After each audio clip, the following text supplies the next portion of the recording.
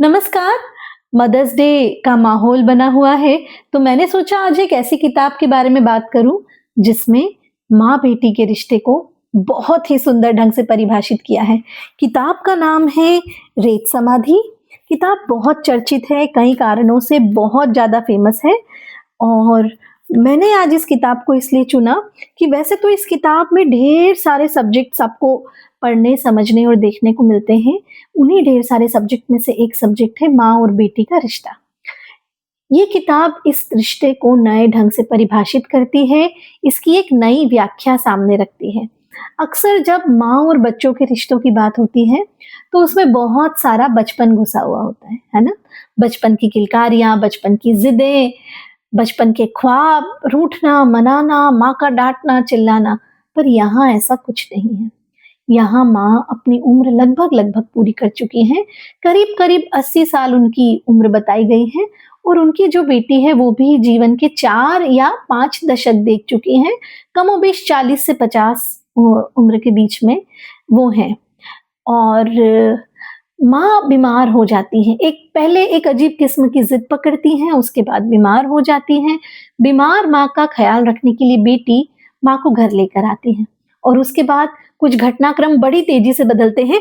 तो आइए इसका एक अंश पढ़कर आपको सुनाती हूँ, जो हो सकता है आपको बहुत रिलेटेबल लगे।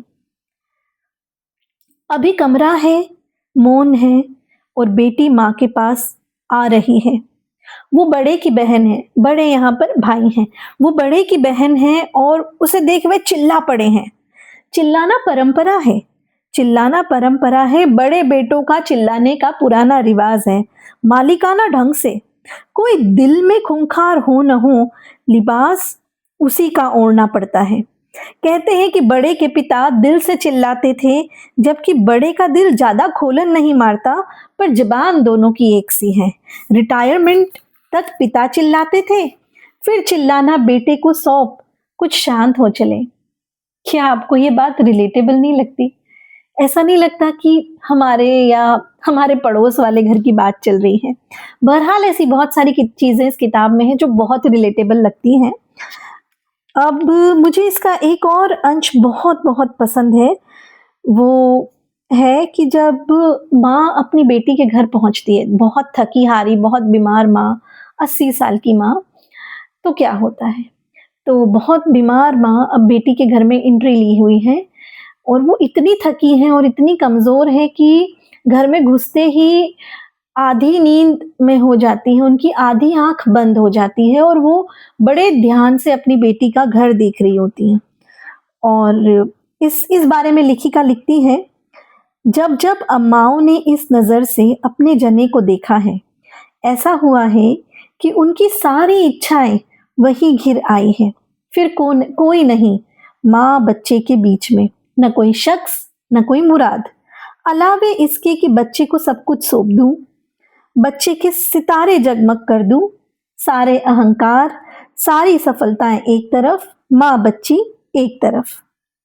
बेटी ने माँ बनकर बेटी ने माँ बनकर माँ को बेटी बनाया, उनके माथे पे हाथ फेरा, आ गई यहाँ, अब न जाने दूँगी। कैसी कमज़ोर हो गई है। और इसके आगे का जो वर्णन है वो इस तरह से है कि बड़ी औरत छोटी होती चली गई और छोटी औरत बड़ी होती चली गई, क्योंकि कहते हैं ना कि बुढ़ापा और बचपना एक जैसा होता है। तो जिन लोगों ने अपने घर में बड़े बुजुर्गों की केयर की है वो इस बात से ज़रूर वाकिफ़ होंगे कि बुढ़ापा भी बचपन का कभी-कभी दूसरा रूप बन जाता है और जो उनकी केयर कर रहे होते हैं वो उम्र में उनसे भले ही छोटे होते हैं, उन्हें अक्सर उनके माँ या पिता की तरह उनकी केयर करनी पड़ती है। तो ये रिश्ते को बड़े नवीन ढंग से परिभाषित करती है और यहाँ जो अच्छी बात है वो ये है कि ये केयर सिर्फ मेडिसिन से नहीं हो रही, ये केयर किसी नर्स को हायर करके नहीं की जा रही। बेटी ना केवल अपनी माँ का ख्याल रखती है, उन्हें हँसाती है, उन्हें फिर से सक्रिय बना देती है। माँ बड़ी सक्रिय ज़िम्मेदारी निभाती है बेटी के घर को सजाने में और बहुत कुछ होता है, दोनों साथ में घूमती-फिरती हैं, साथ में फ़िल्में देखती हैं, साथ में हँसती-मुस्कुराती हैं। कुल मिला के एक बहुत पॉज़िटिव चेंज आता है, उसके बाद कहानी में बहुत सारे ट्विस्ट आते हैं। तो अच्छी किताब है, पढ़ी जानी चाहिए। अब सवाल उठता है कि क्या सिर्फ़ बेटियों को पढ़ी जानी चाहिए? जवाब है नहीं।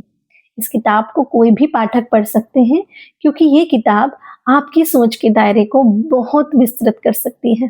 हो सकता है कि इस समय आपके घर में आपकी मम्मी, आपके पापा, शायद आपकी बुआ, आपकी कोई बड़ी बहन, आपकी कोई मासी इस तरह के दौर से गुज़र रही हो।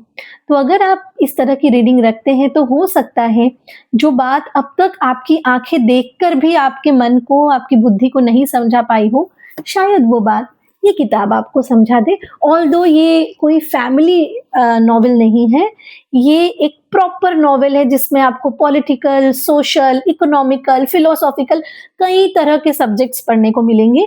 बट येस, ये सब कुछ एक फैमिली के अराउंड हो रहा है, तो बैकग्राउंड में एक फैमिली है तो आप बहुत अच्छे से इसकी फैमिली के अलग-अलग किरदारों से वाकिफ़ हो सकते हैं। मदर्स डे का मौका है, अगर नहीं पढ़ी हो तो ज़रूर पढ़ें रेत समाधि। और अगर इस तरह की सामग्री मेरे चैनल पर देखना चाहते हैं, आपको मेरे द्वारा दिए गए किताबों के रिकमेंडेशंस अच्छे लगते हैं, तो मुझे कमेंट करके बताइए और चैनल को सब्सक्राइब करना मत भूलिए। फिर मिलेंगे अगले एपिसोड में।